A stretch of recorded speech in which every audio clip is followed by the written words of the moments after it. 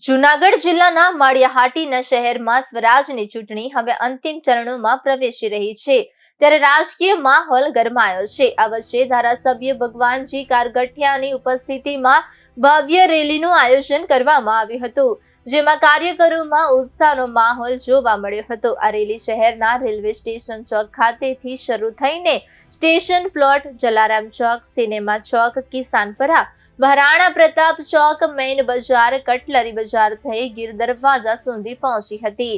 સમગ્ર શહેરમાં રેલી સ્વરૂપે ડોર ટુ ડોર પ્રચાર કરવામાં આવ્યો હતો, જેમાં મોટી સંખ્યામાં લોકો જોડાયા હતા।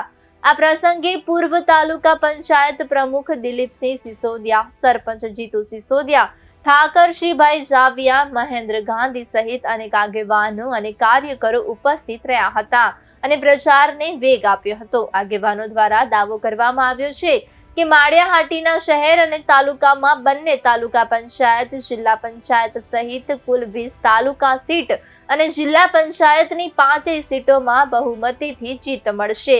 ચૂંટણીના અંતિમ તબક્કામાં પ્રચાર તેજ બનતા રાજકીય ગરમાવો પણ ચરમસીમાએ પહોંચી ગયો છે અને હવે પરિણામો પર સૌની નજર ટકેલી છે।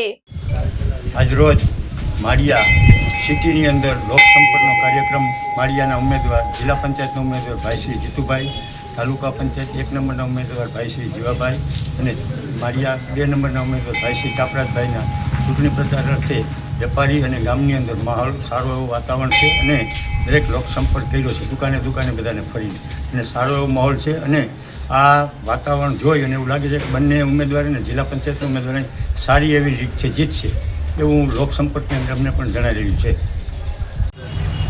આજરોજ માળિયા જિલ્લા પંચાયતની સીટ અને નીચે આવતી 2 તાલુકા પંચાયતની સીટનો માળિયા શહેરમાં લોકસંપર્ક માટે નીકળેલા અને લોકોનો ઉત્સાહ અને લોકોનો આવકાર જોઈ અને આ 3 સીટ ભારતીય જનતા પાર્ટીને મળશે એવો અમને વિશ્વાસ છે, કારણ કે માળિયાને વિકસિત બનાવવા માટે અને ભારતીય જનતા પાર્ટીનો જે નેમ છે કે આ તાલુકાને વિકસિત તાલુકો બનાવો, એને ધ્યાનમાં રાખીને લોકોનો ઉત્સાહ જોઈ અને વધુમાં વધુ મતદાન કરીને ભારતીય જનતા પાર્ટીના 3 ઉમેદવારોનો વિજય બનાવશે એવી મને શ્રદ્ધા છે।